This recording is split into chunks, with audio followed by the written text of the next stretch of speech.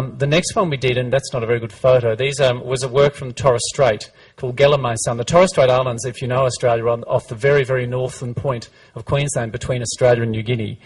They have very interesting, they set up a printmaking workshop a few years ago and only started to record their creation stories for the first time since about 1910 on paper.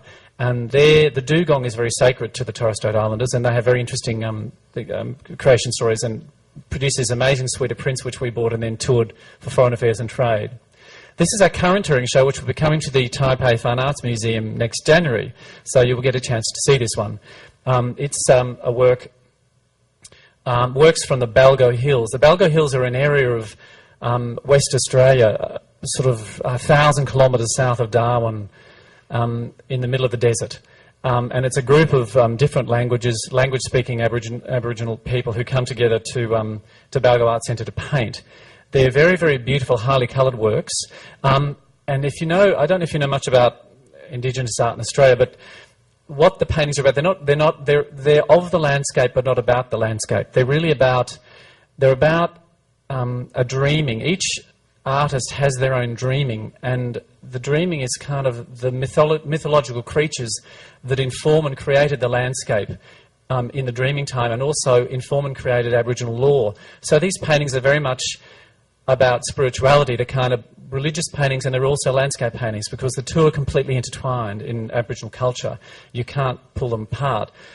So while they kind of call the landscape into being through mythological creatures. So each of these paintings has a very intricate story behind it about the creation, but it also relates to specific locations on the land. So they'll point and say, well, this is that rock, and this is that waterhole, and this is that bluff. But it's a very convoluted story about the creation of these places. And this is a very beautiful show because we have some very fine work. The interesting thing about a lot of this contemporary, I mean, it's contemporary in the sense it's being painted now. They're being painted often by very elderly people with very, a lot of these people have had first contact with white people as recently as the 1950s. So a lot of these people were born and raised with no contact with Westerners and came out of the desert in the 50s and 60s. And so they're very much of the traditional culture, but being given these paintings to paint these very, very beautiful paintings to tell their stories. But they're easy, I sometimes think, for Western people to access because they have a contemporary quality to do with abstraction that is very appealing. So there's several ways you can, several ways into these paintings, I suppose, for people. And this is just a bit of a selection of the show, and I'll show you a couple more later. Huguenot, she's a very famous painter from the period. Pauline Sunflower on the left and that lovely abstraction on the right. So these are all elderly, mostly elderly Indigenous women that are painting these. I wanted to touch on the Aboriginal work while I'm talking about the Balgo show, which I hope you'll see. Aboriginal art in Australia is incredibly varied, depending on the region. And traditionally it was always painted, all visual work was painted on bark. So initially the only depictions were on bark. Canvas and acrylic paint really only started in the 1970s. So other than that, the painting was on the body, on the ground, or on bark. So a lot of the early works in our collection are bark works, and most of the bark works come from the far north, where the sort of trees are that you can actually get bark off. And these are just a bit of a selection of some early barks we have. And we bought very well very early because we treated the previous directors of Art Bank treated this work as art when a lot of people weren't. So we have some great works dating back to the 1980s. These are fairly typical works from Arnhem Land. There's cross-hatching, opposite serpents, often depicting dreamtime animals. A fish, sometimes a fish is just a fish, and I think it's just a fish, but it's a very lovely fish on bark. These are, again, very popular with Foreign Affairs, but also generally with clients. They can present as quite contemporary pieces. That's not a very good photo of quite a recent Pukamani, not a Pukamani pole, but a burial pole, with quite a contemporary decoration. What we're seeing now is a lot of the traditional mark making is giving way to much more contemporary interpretations as younger generations try to keep the traditions alive, but have their own marks to make and their own stories to tell.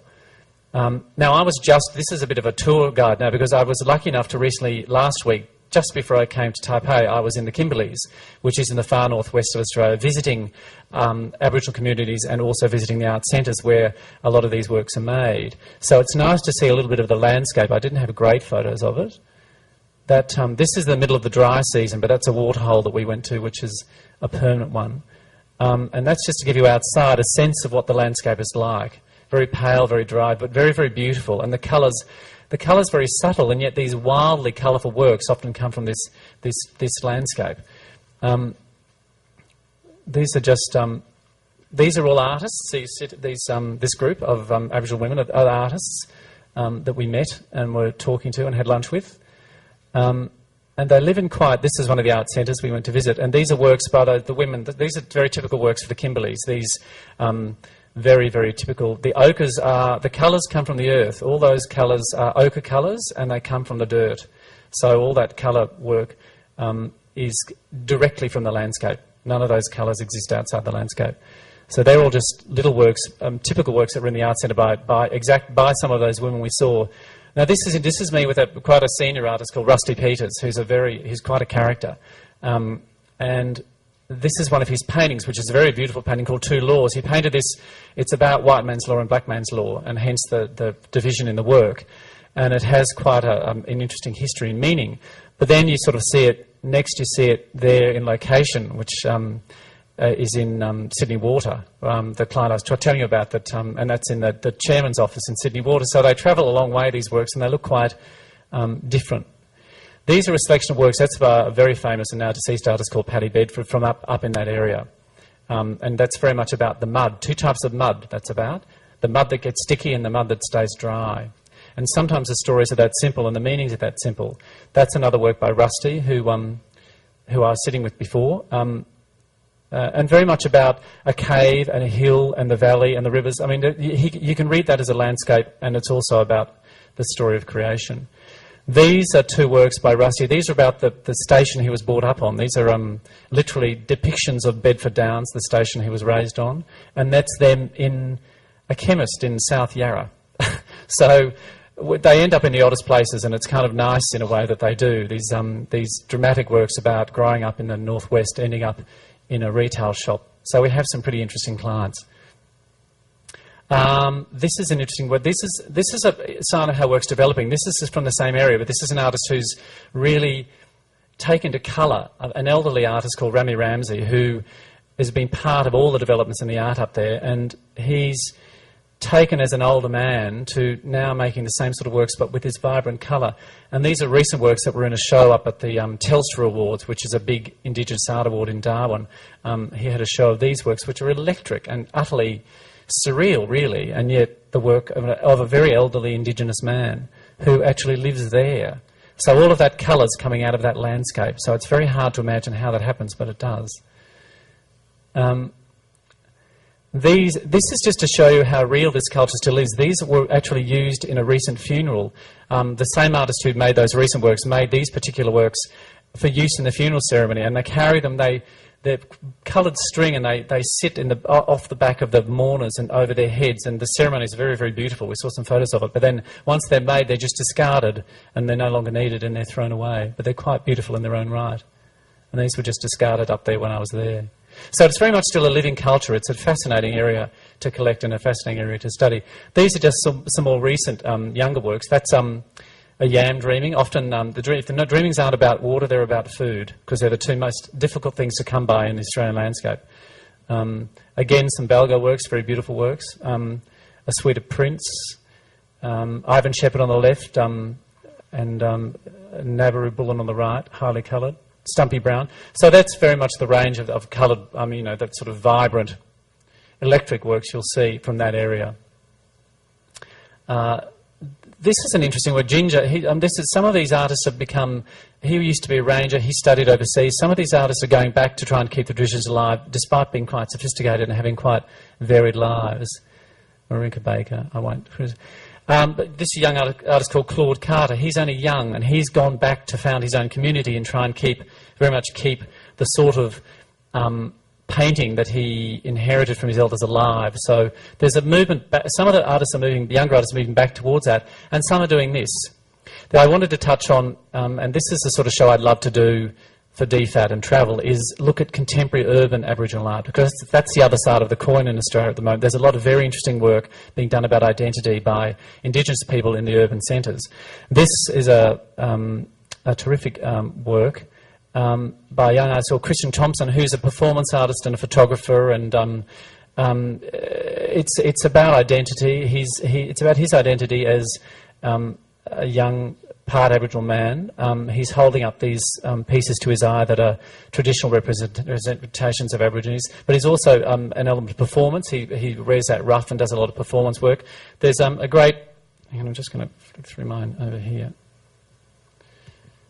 There's a great range of work. This is a young South Australian artist who's also a curator, Aboriginal, and that's of course about the fact that our rivers are in a terrible state in the far south due to global warming and too much irrigation and degradation of the landscape, and she documents that in photography. This doesn't look great on the screen, but this is actually an Indigenous artist from Perth, but he's an urban artist. And what he's used, he's taken this resin. That painting's made entirely of resin. It's very beautiful in the flesh. It's very textural. But the resin is the resin the Indigenous people used to use for glue to make weapons and to stick things together.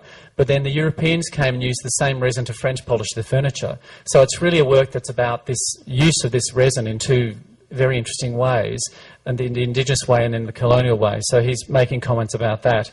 Brooke Andrew, who's a very important young Indigenous photographer and video artist, and also installation artist, uses photography to make comment. This is very much about blackness and about the traditional Australian animals. It was a very beautiful show, and about it was all about mirroring as well, and about identity. There was another one he worked. That's a famous Indigenous boxer called Anthony Mundine, but he's juxtaposed it with sort of de Kooning-esque colours and cigarette packets and consumption. So he uses all these tools to make comments about identity. There's another young artist, Danny Mallow, who just won the most prestigious Indigenous Art Award. And he, again, his mother's people are from the north of Cairns, but his father's American. So he is, again, carrying the weight of two cultures, and uses... that's a ceramics version of a traditional Indigenous shield, photography of ferns from the area his mother came from. He makes objects. He makes these wonderful drawings like this, which recently won the award with Indigenous animals populating a traditional, I suppose, Chinese landscape in a way, or Wedgwood landscape, or European in a sense, the China willow pattern.